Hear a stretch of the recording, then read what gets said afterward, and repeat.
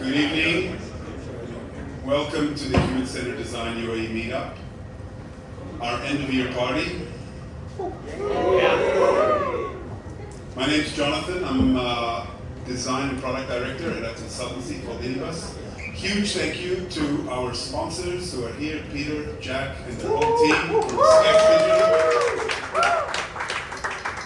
It's been really great working with you for the last, 6-9 months or so. We've really upped the level of our meetups, and we've got some bigger and better things planned for next year. We're gonna conquer the region. The session is being recorded. We have a really great YouTube channel of all of our previous speakers, so if you haven't been or it's your first meetup, then please check it out on Human Centered Design UAE on YouTube. Is it just me or does the sound a bit funny?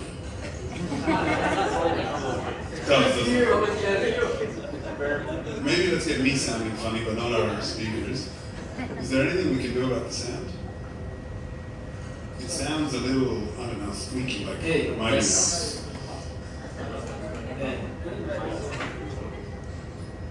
Is that better? Yeah. Okay, we'll just have to share the mic when we have some questions. Should we do take 3 and start at the beginning? No, I'm just kidding. A couple of things I'm going to share with you, and then we'll pass over to our meetup. We've got some new co-organizers. One of them is here tonight, Leopold. Thank you, Leopold, for all your work behind the scenes, helping out. Natalie is in London, she can't join us. And my longtime co-organizer and good friend, Nada Catral, is here at the front. Thank you for all your work behind the scenes. There's a lot that it takes to bring up the meetup to you. If you're taking photos tonight, if you want to continue the conversation, we've got one former meetup member who did a post on LinkedIn and told me how powerful it was by getting people to connect with him after the story he wrote after a meetup and a workshop. So I encourage all of you to write. We're also on Instagram, Specs Digital as well. Tags are up there, you can find it easily if you search. One thing I'm very excited to tell you about, we've wanted to do for a long time, and we're doing it after 10 years of the meetup, is a conference.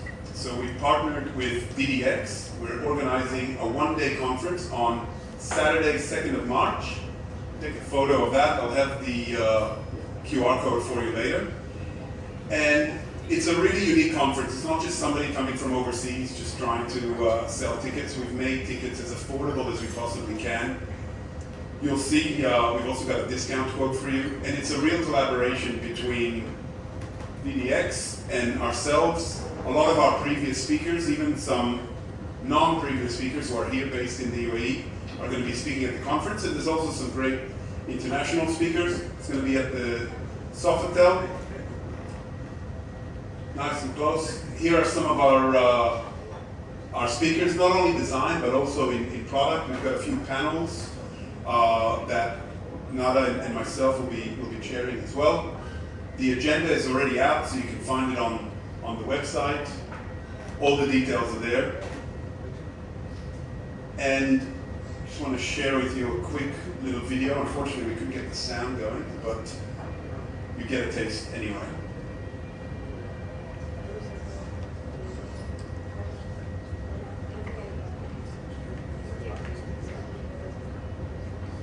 It's not the same thing without this.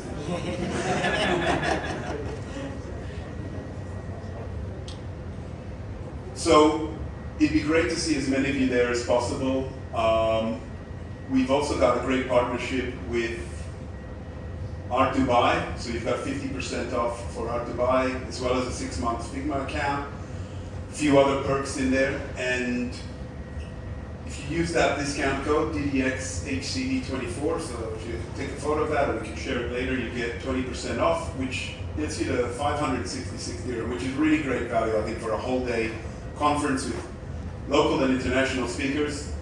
Hope to see as many of you there as possible. If you have any questions, then speak to Nada or myself or Leopold after. Happy to share with you. So, without any further ado, we've got 2 really great speakers tonight, 2 design leaders. Dom Monhardt's going to start first. He's a Senior Director of Design, Brand, and Experience, basically everything. And is it safe to say a fintech startup? And I'm going to hand it over to him. If you have questions or anything, then jump in, okay? We like our meetups to be collaborative. Over to you. Thank you, Dom. Thanks, Jalen. How's everyone? Great. It's just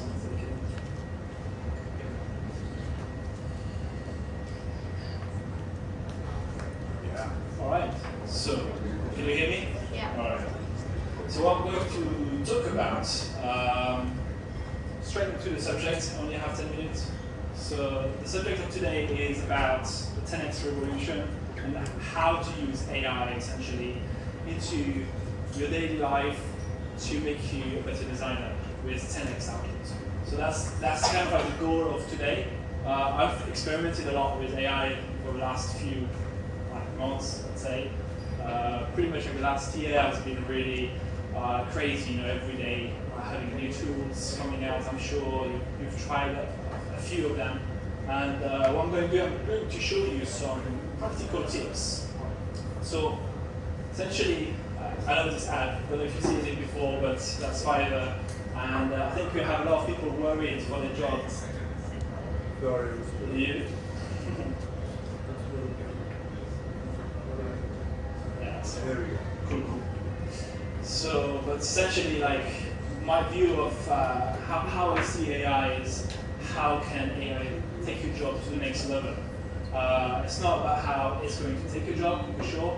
It's here to stay, and it's going to take a lot of jobs potentially, but it's going to create a lot of jobs as well. And essentially, it's kind of like how the internet came out, and everyone was like stressed about it, and there's a lot of this kind of worries as well in the industry.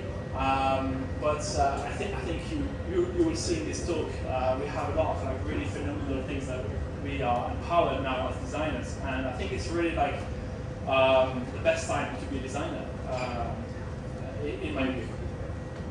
So essentially, Brian Chesky from Airbnb, the CEO of Airbnb, he recently had an interview where he said, so essentially, like, you can either like be part of it using AI and design with AI, or the world would be designed without you. So that's pretty profound. I think very interesting from one of the key design leaders. Airbnb is a very design-centric company. To hear this kind of things from him. So just remember this: either be part of it, or the world will be designed without you. So the 10x designer. Let's get started. What does it mean? So just today, it's not going to be about how AI can be used in user experience. I know you have a lot of it's a user experience meetup, and I want to actually avoid that. I want to go outside of the realm of UX and how this outside bits can make you a better designer. So you have a lot of things online you can probably see. You can see how to generate personas with AI and all sorts of things that are really good on your daily basis for your work. But it's not going to be about this. So we're going to talk about like the 10x designer as well as a concept. So you have this designer. Some of you may know him. His name is Fontsmans. He coined that term of the 10x designer, and it's based on like the 10x developer. 10x developer has been a term that's been out there for some time, where essentially it's a developer that can like find things in the tenths of the time of other developers, and in the tenths of the code as well is required for it.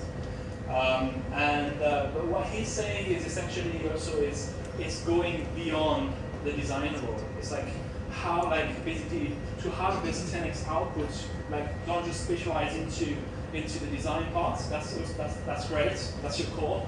But it's essentially to reach that 10x output is you will need to go beyond that design role. And what we're going to see is how AI will help you to achieve that essentially. So So we're going beyond UX, and there's two key areas that I want to speak about today. So how can AI help you to expand your technical skills, and how can AI help you expand your business and product skills? And these actually are two domains that designers are actually like discussing and having collaboration with developers and business people all day. But sometimes we are in our design world, and essentially what I'm trying to communicate today is how can we better understand those worlds using AI. So first up, technical skills, and that's actually my little hobby at the moment. For the last few months, I created lots of like really cool things. That basically I call them like micro apps. Essentially, how many of you have ever built an app? Hands up. Like actually coding, not Figma. All right. So not many. Next meetup, I'm going to ask the question again. I want to see everyone because you will see it's actually not very difficult and using AI essentially. Like I had very little development knowledge, but what I did is simply went to some AI tools. You can start with ChatGPT. I'm sure you know and you've tried it before, but a lot of people don't know you can actually code using ChatGPT and you can make apps. And what I wanted to do, I had loads of kind of like tiny problems I wanted to solve in my life where I didn't have the right solution, the right app, and I wanted to do it and try it out. So, for example, I did a bank app using my SMS data.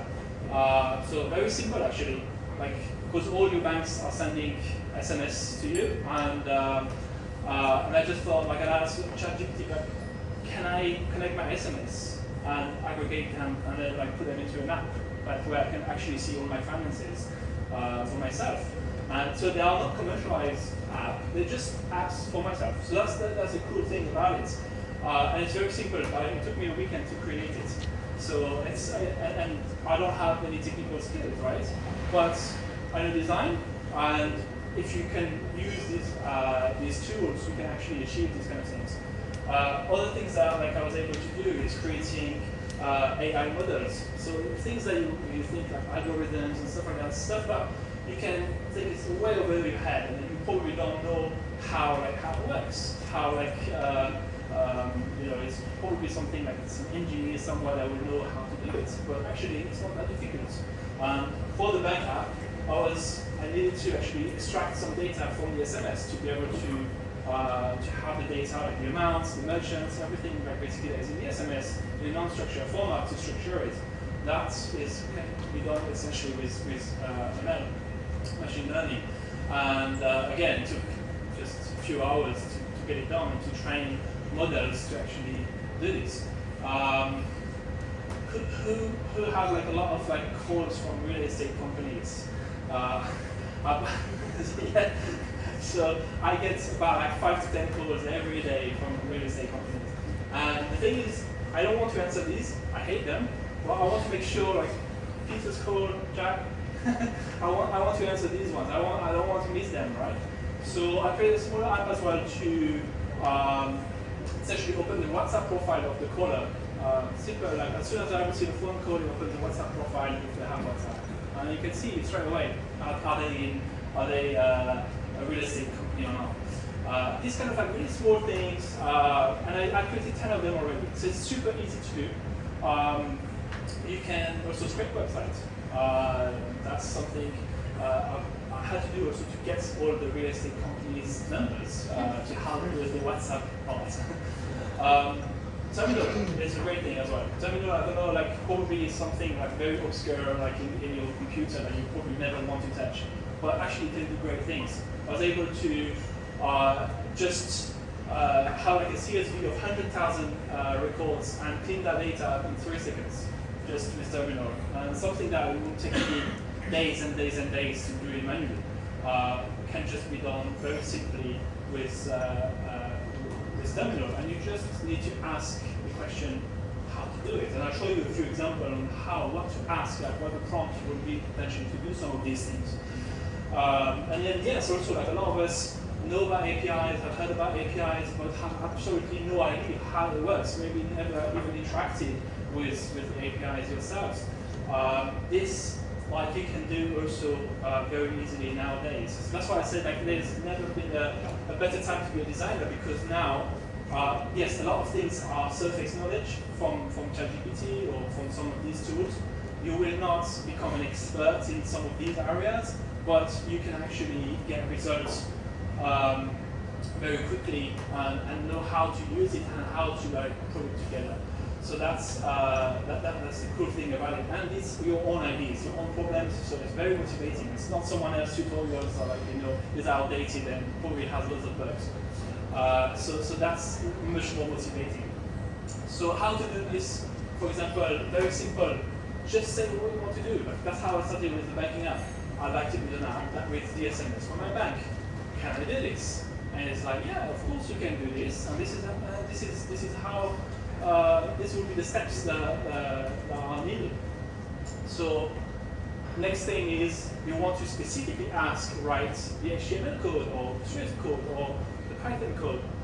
These kind of things needs to be requested into ChatGPT for to actually get it to write the code, because otherwise it's going to try and get away with it and not give you all this.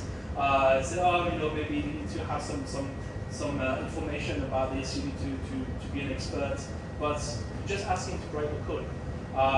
And what I would say is start with HTML and web. It's much easier than some of the Swift code, because it's just much faster to actually get an output. You don't have to render an app and do all of this. So also some questions you can ask. What are the steps? Because sometimes it's not going to tell you exactly in detail. It's just going to say, oh, that's a fantastic idea, you should do it.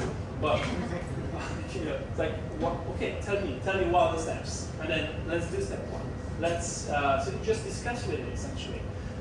Is there an API for X or Y? This kind of question definitely will give you the type of answers that you need.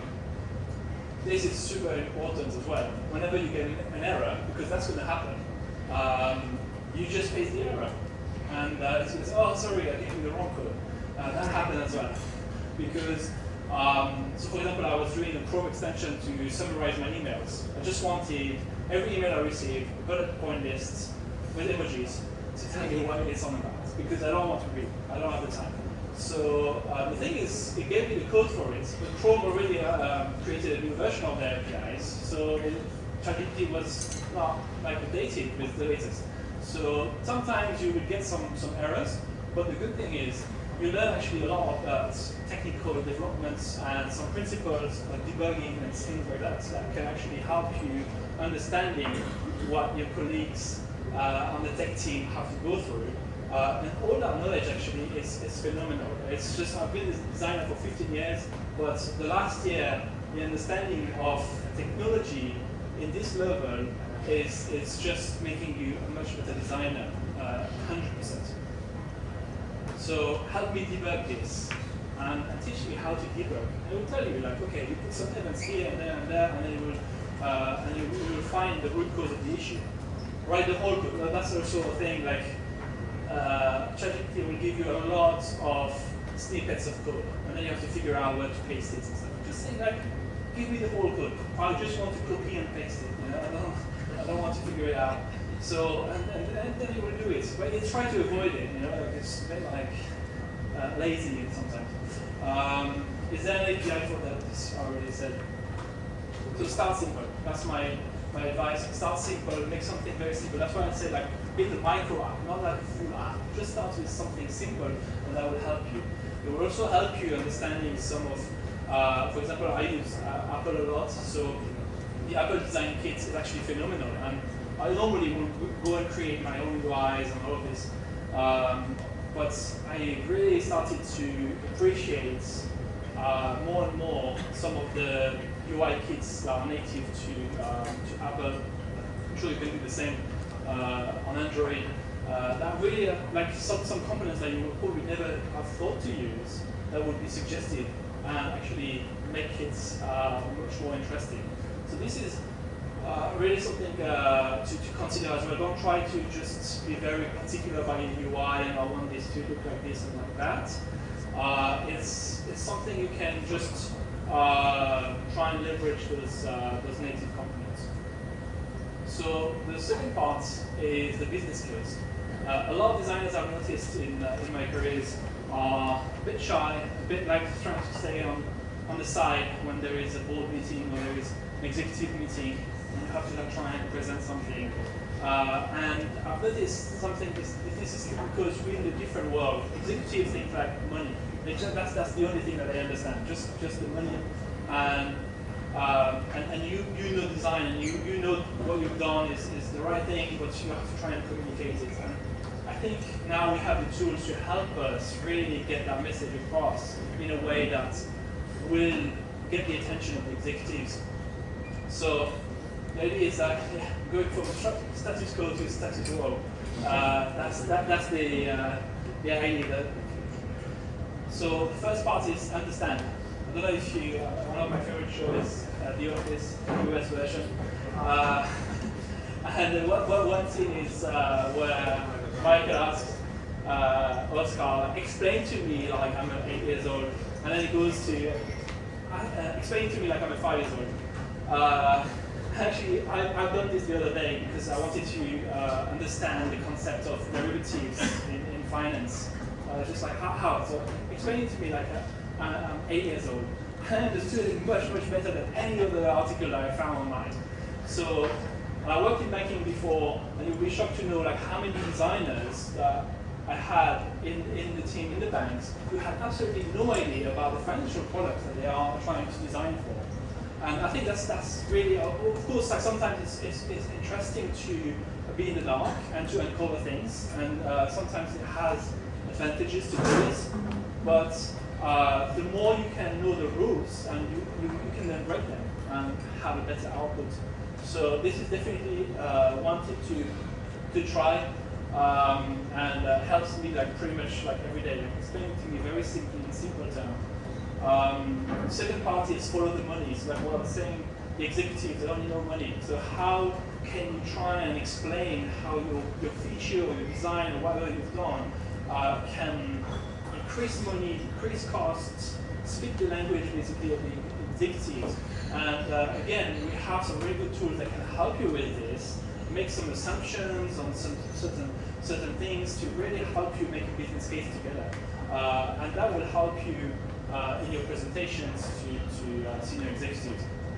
Analyze data, this is phenomenal as well. There's some tools like Polymer that are really, really good to get a lot of data. A lot of product analytics tools like Amplitude also have now like AI versions that will help you to just ask questions on your data, and that really makes a big difference when you actually plan and do some research about certain features. And present them as well, like, to present the data, like the outcome, into a better way. The second part here is about creation of the presentation. So a big part of our job sometimes is to make some presentations, and again, this is something where sometimes I find a lack, and it takes a lot of time. So today now you can actually have a lot of AI tools that help you create these presentation in a much faster way. So this is, for example, Tom.ai, and you just say like the kind of presentation that you want. This presentation was done by me, by the way. It was not there, but yeah, you can. I've tried it quite a few times, and it does make things like for your day-to-day work like quite easy. So, as you know, probably you've tried Midjourney, DALL-E. These tools are phenomenal to create images that will take you hours and hours and hours to scroll through Unsplash or whatever you use, and you will never find the right image. Or you will find an image that like 10 other people are using already.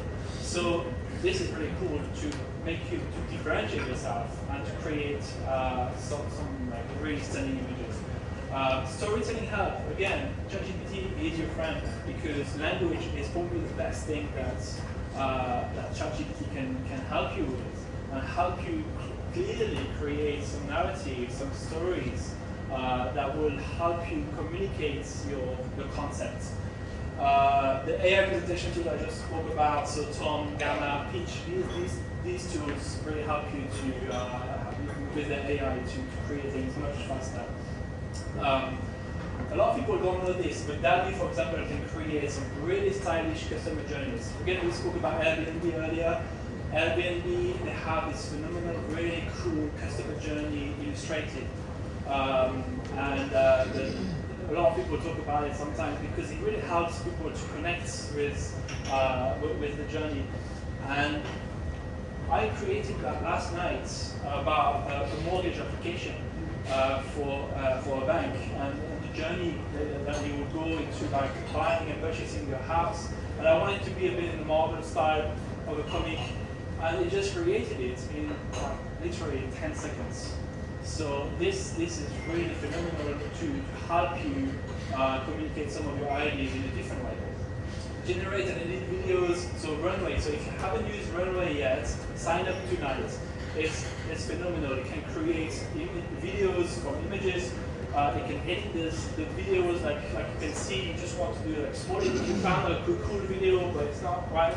You just want to edit a little bit. It can do that in a few seconds, and it's free for the most part, the bigger part of it. So that, like, and some of the biggest wins I had in my career, where it's like when I use videos in my presentation. There's something with videos that catches people's attention. So definitely something, even if it's like a small video, a small loop or something, really makes a difference. And then another one here is Framer, like probably some of you know it, can now also create websites in a few seconds just with a few lines of explaining what you want the website to do. And sometimes you can do some prototypes in Figma or whatever, but you can actually now create some fully working websites in a few seconds. So that's for the present part, and then the last part on the convince. So again, like you can present, but at the end you need to convince people. Spelling, grammar, this is a big one. I mean, I don't speak English as my first language, and I think a lot of us in Dubai, we're expats. English is the second language, so spelling, grammar is a big thing, like to actually make you sound much better than what you actually do. And so Grammarly, ChatGPT can help you with this. A big thing as well that I would always do, which is also on the last part here, the adapt the tone, summarize and rewrite. Summarize is a big thing, especially even in UX writing. Just like say, like, can you shorten it? Can you shorten this? Can you make it much shorter? I spoke earlier about, like, I just made this extension that summarizes my emails. This is a big thing as well. When you speak to executives, speak to other business people, I used to write like a book in emails. Now it's just like 3 lines, and it gets the message across in a much better way. So that's definitely a good practical tip. One thing that I've used a lot is asking ChatGPT to act like a McKinsey consultant. And I was speaking with someone from BCG as well earlier. Actually, like, these slides are super boring, but this is what executives and board members, they see day in, day out, and they understand that really, really well. We like to create these really cool presentations, but sometimes we need to actually create something that looks like this, that has data in such a way that they will understand it. And this, again, you can actually upload a slide into ChatGPT and ask it to review it. And you can ask also how to create the text, the data, how to present it, and it's going to help you to do this. Just say you have to help me, McKinsey consultants, I need to review my slides. That's what I do. And it helps. So many projects got done much faster. So that's it. That's me. A bit more than 10 minutes, but you can follow me on LinkedIn. I'm going to, every single point I spoke today, I'm going to do a deep dive on it on my LinkedIn, so you can always follow me. And thank you very much.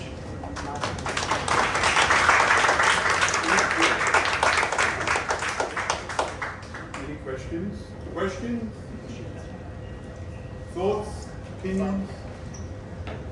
Thank you about the Express app, was it also accounting about any fake transactions or transactions that are redundant?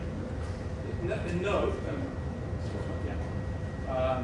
No, the transactions were coming directly from my SMS, my own personal SMS. Yeah, but at times you're using some card that might be not active properly, or some transaction that goes like reverse because Yes. you did not buy the product at the end of the day. Yeah, so I had to identify actually the machine learning algorithm that I had to create was to analyze the category of the transaction, whether it was like actual transaction or reversal or this kind of things. So this is actually an important point because yes, like a reversal will then affect like your balance.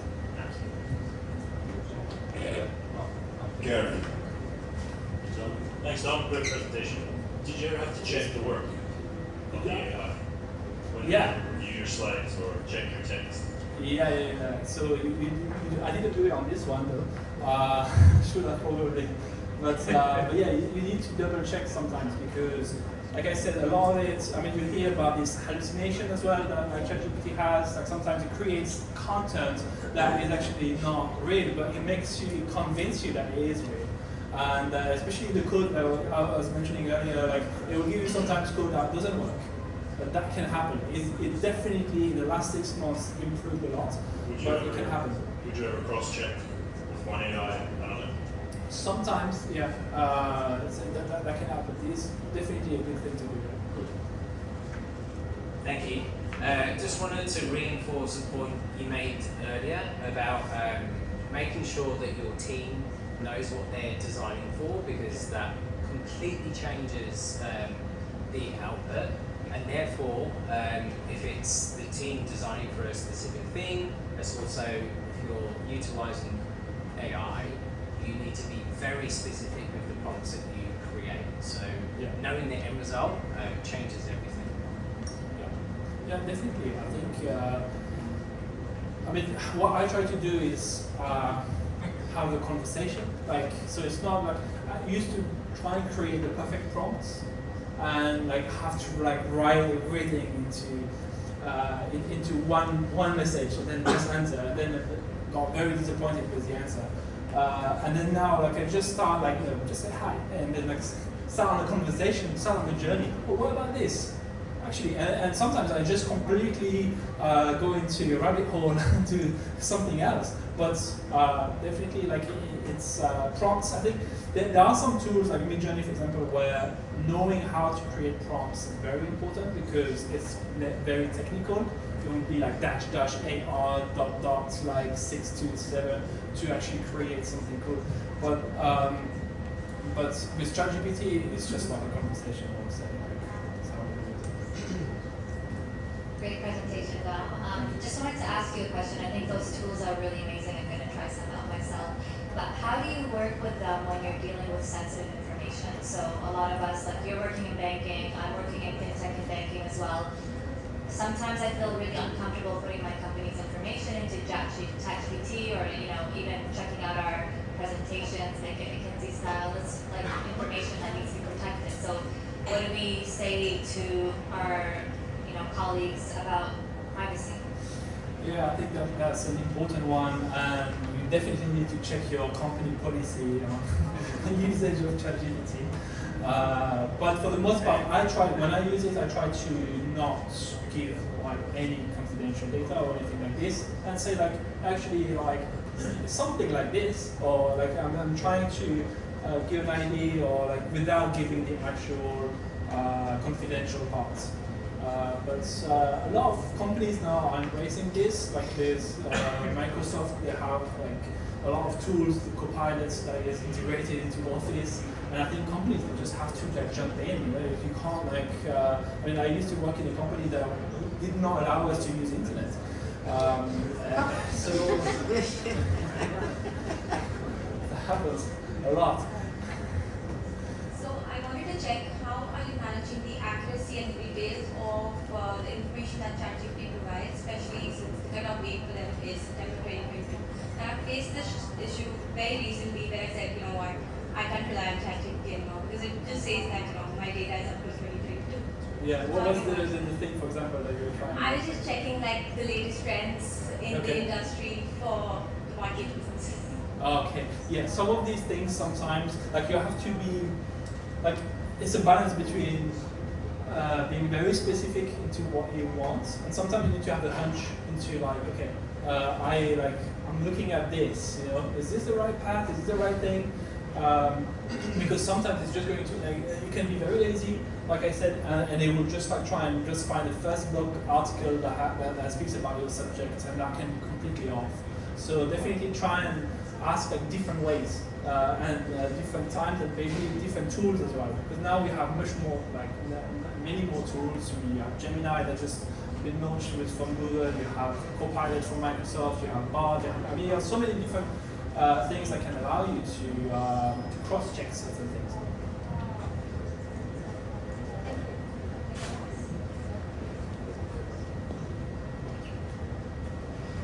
Yeah, hi. So first of all, thank you for the presentation. Just want to share with you this very philosophical thing that I'm doing right now. No, it's for you, since like, you brought this topic to me, which is like, very interesting, but it really triggered in my mind this question. So I have observed this kind of trend where like 10 years ago I entered into this domain of design, of course, and let's say the mood and the ambience of the design community was completely different from what we see today.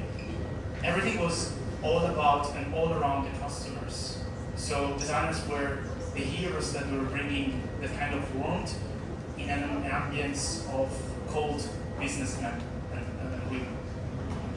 And in the previous years, let's say that we have seen this kind of trend, people like moving from visual design, moving a little bit towards UX, because it was all about the customer, all about the humans. I mean, even the name of this community is human-centered design. So I think this topic is very the center of our hearts. But right now, in this moment of the historical moment of the economy, where we're seeing like huge cuts, and we're seeing like that designers that are more focusing now on hyper productivity are definitely rewarded. Do you think, are we changing like the direction of the trend, where before we had like these kind of designers that were more thinkers and they were caring about the customer, the human, and we're going towards a future of designers where they could be like 10x designers who are super productive. They're super focusing in producing, so focusing on the output rather than, I don't know, doing systemical thinking, which was probably something that really, something that I really love, to be honest. At the same time, I'm also a person experimenting with all of that. But are you with me in this kind of vision and perspective? What's your take? Yeah, my take on this is, I think I have more time to think.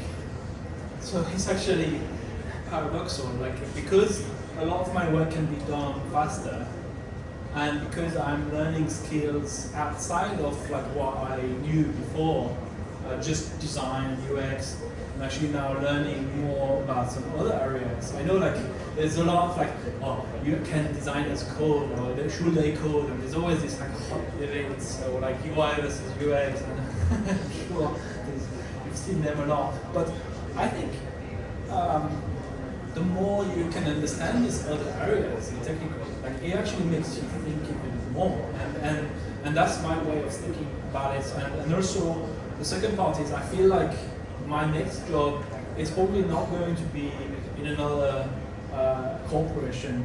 It might be just like I can do something on my own, and that's also now like, that's why I said that it's no better time for a designer to be here, because before we could not do this. Before you had to have a developer and some different people with you. Now it's actually getting more and more easy to do this. It's the age of liberation. Yes, and designers have something that many other people don't have. One is, for most of us, common sense and tastes. We know, and this is something also like today, like tastes, like something that AI is not like don't have much opinion about it. Like if you ask any tools, about like, oh, write me like something about this or about that, you will find that every time like ChatGPT will try to be very neutral. They're never really going to take like one side. It's just going to try and please everyone.